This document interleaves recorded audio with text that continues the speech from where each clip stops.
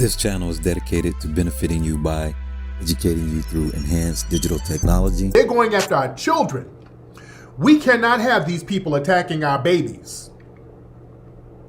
They know too many of us are awake right now. Too many of this generation. I'm not talking about some of the old Sambo Negroes, because they're done. Too many of us, you and I, us, and some of the younger generation, too many are awoke. So a lot of the games that they're running, it's not really penetrating us because we reject it. We're rejecting this stuff. Yes, bug breaking is still number one. So we're rejecting a lot of stuff. They see we're rejecting it, so now what they're doing, they're going after our babies. And when they go after our babies, see, they're trying to have us stand down while they're going after our babies. See, we cannot allow that. Because, see, when our babies grow up, our babies are going to be sitting ducks, man. Our children are going to be sitting ducks if we don't stand up for them right now. We got to stand up for our children. Out here in Michigan, ladies and gentlemen, there was a case where an Asian man sat up here, got into an argument with some little kids, particularly a little 6-year-old black boy. He threatened the black boy with a hammer because the black boy rode his tricycle in the man's yard. This Asian baby, this black baby, he's a baby, 6 years old, he's a goddamn baby. And this Asian man went in the house. And let me show you an image of this baby. I keep calling him a baby. This looks like a goddamn baby. I need you to hit the like button so it can register on YouTube algorithm. And again, if you enjoy this free content, this free information, and you leave here smarter, which is my intention, then go ahead and hit the like button. He's 6 years old. Look at this little boy. He's 6 years old. 6 years old on a damn tricycle. Family, I got a 6-year-old. That looks like one of my kids. This filthy ass man went in the house and shot through his window and shot that little boy in the arm. The bullet went in and out the arm. The little boy survived, thank God. The little boy survived. The child survived. And the Asian man was arrested, but the white judge gave him a $10,000 bail. So he immediately got out. The white judge gave him a $10,000 bail. He immediately bailed out. He was free within hours. Now, I told people months ago that these white supremacists, the Republicans and the Democrats, are setting up an Asian Zimmerman scenario. I told y'all that. I've been repeating that. They've been sitting up here creating these hate crime laws and bills and telegraphing to the Asian community, if you decide to shoot a black person Zimmerman style, we're going to be on code with you, just like that Natasha Harling situation. How they were on code and gave the Asian woman a slap on the wrist. They're doing the same thing. They're trying to create a Zimmerman, an Asian Zimmerman scenario, letting them know if you harm a black person, particularly a child, just like Trayvon Martin, we're going to be on code with you. We're going to make sure you get a slap on the wrist. So this dude, knowing the telegraphed message from the dominant society, they get these telegraph coded messages. The reason he was comfortable with shooting a damn 6-year-old black child, he knew that they were going to be lenient on him. Okay? Here's the problem. Too many of us were on code. Too many of us were on code.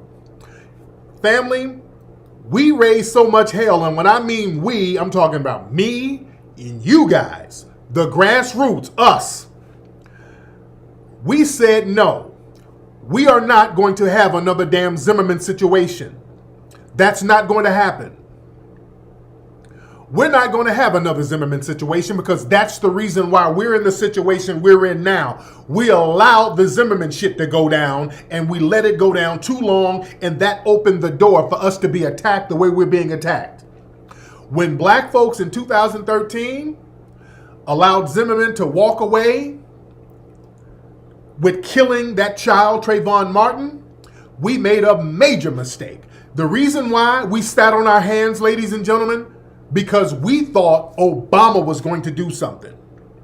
We sat on our hands with Zimmerman because we thought, oh, we got a black president, we got a black attorney general, we know they gonna do something. So we sat on our hands waiting on the political process because we had some Negro faces in office. We thought they were gonna do something. They didn't do shit. They opened the door for us to be slaughtered in the damn streets on a regular basis now. That Zimmerman thing opened the floodgates. That was the damn Pandora's box that got us in this situation. Now, we know the political structure is not going to help us. We know Biden, who was in office during Trayvon Martin, by the way. He was the vice president during Trayvon Martin. We know Biden ain't gonna do shit. Biden has already let us know he ain't gonna do shit. Kamami, she's already told us she ain't gonna do shit for black people, but she was at the damn Pride Parade the other day, by the way. Y'all sister girl, Kamami, was the first vice president at the Pride Parade. She's up there with her zaddy. Hold on, let me show y'all pictures of y'all sister girl. Okay, here's y'all girl right here. This y'all girl, hold on. That's y'all ski-wee sister girl. She told black folks she ain't gonna do shit for us, but boy, she was right there. Kamala Harris, the first sitting vice president to march in an LGBTQ pride parade. There she is, skinning and grinning. She done brought Zaddy out.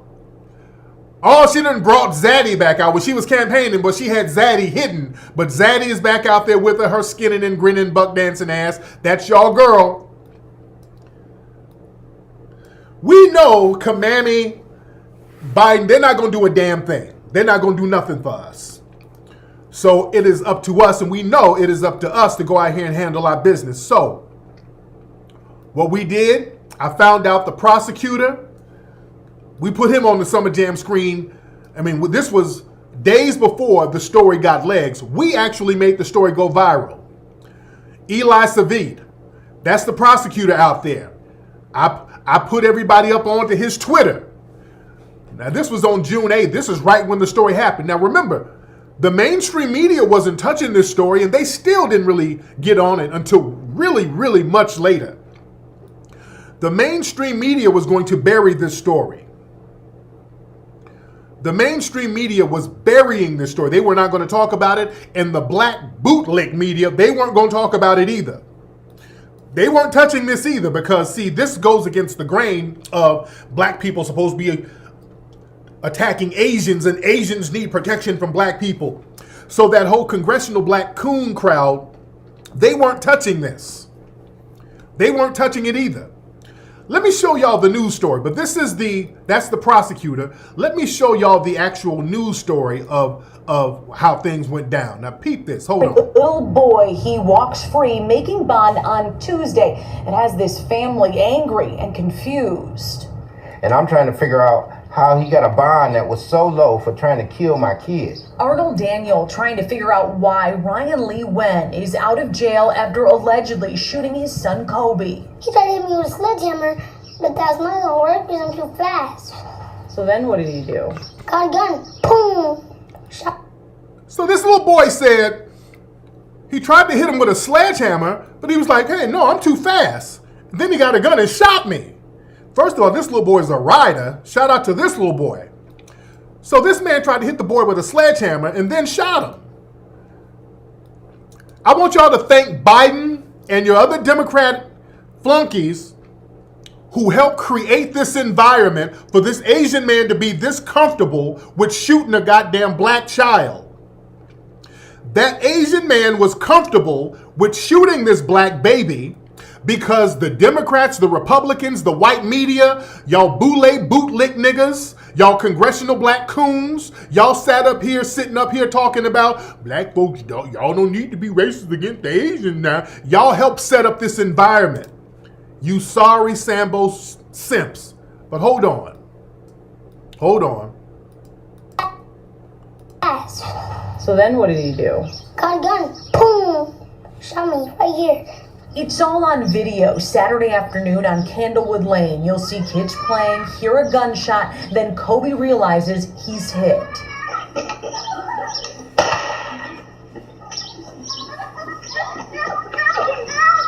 Wow. Lee Nguyen allegedly fired through his front window. They keep saying allegedly. The bullet went in Coby's arm and out the other side. Okay. Man, listen. I'm like, look, this ain't gonna happen. We cannot, and I said, look, we are not going to let a black kid that young, a baby, get shot like that, and we not do anything, we not say anything. Now, I was on that prosecutor's neck so heavy. I was on that prosecutor's neck. I'm gonna show y'all some of the tweets now. I was on him so hard. I was on his neck at like 2 and 3 in the morning. He had to make a video. He actually made a video. I was riding his damn bumper so hard. The prosecutor made a video explaining. He made a Facebook video. Yeah, it was very unfortunate what happened. The court system decides on the bail, and we were trying to get the bail higher and all that. So I was on the prosecutor's bumper right when this thing happened. This is me going back and forth with him. Now, you can't see his tweets because now he made his page private because we made his page so hot. But you can see me going in on him. I'm like, look, man, I'm telling him. I said, look, man, y'all playing past the potato when it comes to who set that low bond. I'm on his ass like, hey, man, who set that low bond? Did you do it? I said, hey, where's the hate crime charges? I said, this travesty of justice against this black child, it is going to be rectified. I'm not playing with these folks. I'm not asking them, dude, I'm telling these folks, y'all gonna fix this shit. Y'all are going to fix this. I'm telling him, I said, look, this was on the 8th. He was like talking all vague. Yeah, Tariq, well, it was the court system or the court. I said, look, bro, the courts are people. People set bonds. Somebody within that court system in your jurisdiction, they devalue black lives to the point where they thought it was justified to have a bail that low for a crime against that black child. This has to be rectified tomorrow. Man, don't come splaining to me. I'm not the goddamn Congressional Black Caucus, dude. I'm letting them know y'all gonna fix this tomorrow. And they fixed it. I was on the air. We start pulling up all types of stuff. We let them know. I told you, I don't play with these politicians and the cops and all that shit. No, I don't play with them, man. I'm gonna put you on that damn Summer Jam screen. I'm gonna make your name synonymous with this damn travesty. I'm not here to play game. I'm not goddamn Benjamin Crump, dude. I'm not here to make no fucking settlements. You better rectify this shit, dude. So, let me show you video of the white judge who actually set the low bail. Now, she's in hiding now. Let me play the video of that white judge. Alicia Fink, that's her name. Oh, this is the judge right here. I pulled up a video, posted that. We were making the block hot for them. Oh, we were pulling up video. Oh, we were making the block hot. We were doing what a media apparatus is supposed to do. You put all of them on the Summer Jam screen. Eli, his ass is on the Summer Jam screen, and he loves to pride himself about being an ally. He loves taking photo ops with niggas. Oh, he loved that. So he was really panicking when we got on his ass because he saw his political career was about to fall off. This judge, they removed her, by the way. We got them to remove this damn judge, but this is the judge who set that low-ass bail. This is Alicia Fink. Now, this is her with him. This is them doing a Zoom. This is the suspect doing a Zoom call. This is her. Hold on. Support for such a high surety bond, but nobody's here to talk to me about it. All right, I'm going to set the bond at $10,000 cash or surety, no 10%. No contact with Colby Daniel. I don't want him to live at the Candlewood address. So can we have a different mailing address for him? Okay, now you see this judge is on code with this dude? The judge is like, well, I don't want him living at that address. We want to put him at another address. So Alicia Fink has him staying at another address. She's protecting this dude. Yeah, she at the end, I didn't play the whole thing. She's like, yeah, good luck and all this old bullshit. So she's on code with this dude. Man, we were on her bumper too. Folks were pulling up to that neighborhood, by the way. Also, there was a restaurant out there that this suspect used to work at. People were pulling up on that restaurant because they thought his family owned it. So they were pulling up to that restaurant. And by the way, he don't own that restaurant, nor does his family. He used to work there. And the people at the restaurant were like, hey, look, we don't fuck with that nigga like that. We don't, hey, he used to work here back in 2015. Hey, what he did was horrible. We ain't got nothing to do with him. Nigga, we got free shrimp fried rice if y'all want to come through. Dude, we weren't bullshitting, man. Playtime is over. We rolled them so heavy, they brought the dude back in custody. So they put him back in custody. They got a new judge. They raised the bail to $100,000. Has to be $100,000 cash, no 10%. So now the dude is back in custody from what I understand. The only reason his ass is back in custody, back in jail with a higher bail, is because of you and us riding on him. That's what happens when we get codified. And we get codified because we know ain't no damn politician gonna come to our rescue. We failed with Obama and the Zimmerman shit. We already know we failed at that. If anything is gonna have to go down, we're gonna have to rectify our damn selves. We're gonna have to get on the phone. We're gonna have to start riding these folks' bumpers and let them know what it's gonna be.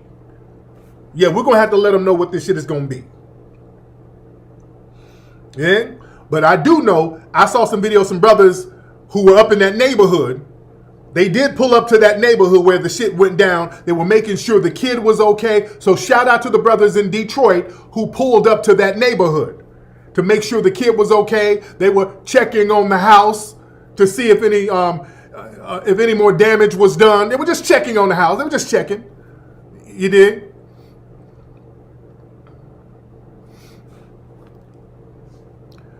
But yeah, this is the thing. We have to be the enforcement. We have to be the authorities. There's no way I'm just going to sit down and not say or do anything with a dude running around here shooting a damn black 6-year-old. No, now that when I got some goddamn kids the same age, no.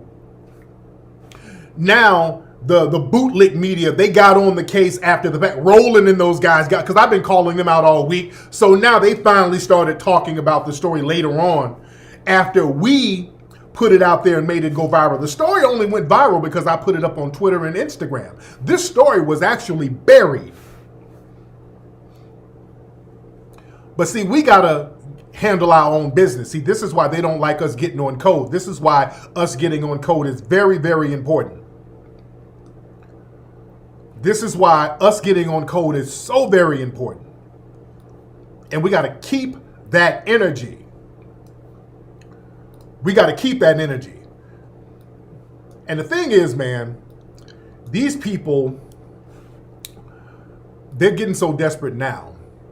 You know, you hear a lot of this critical race theory talk and all this dumb shit that don't really make no sense.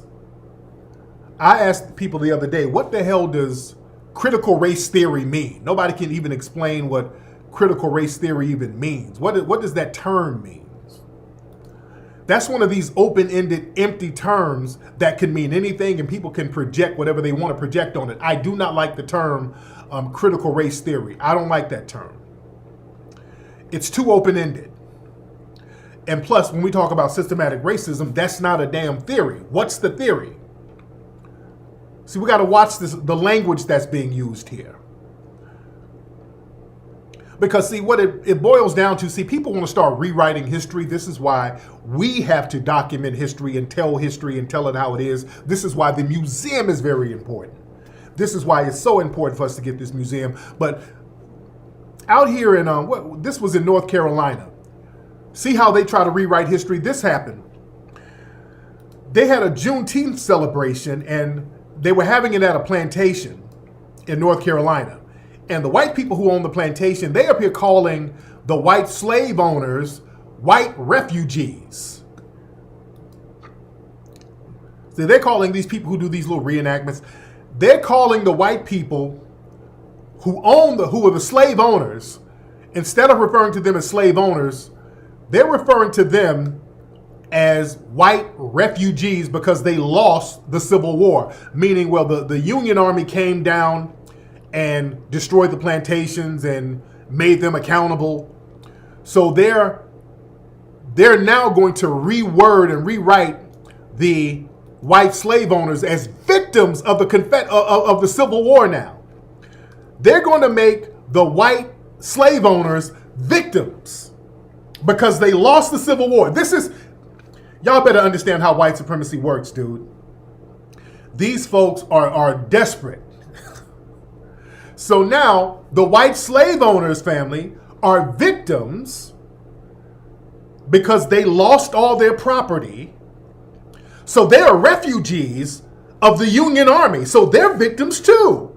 Just like you black people. They're victims too.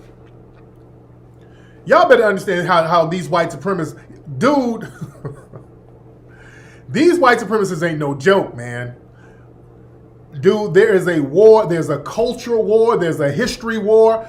Family, these folks don't stop, and we shouldn't stop either. Boy, they're trying to control the narrative and whitewash the narrative. They're trying to make white slave owners in the South victims now because they had their property taken by the Union.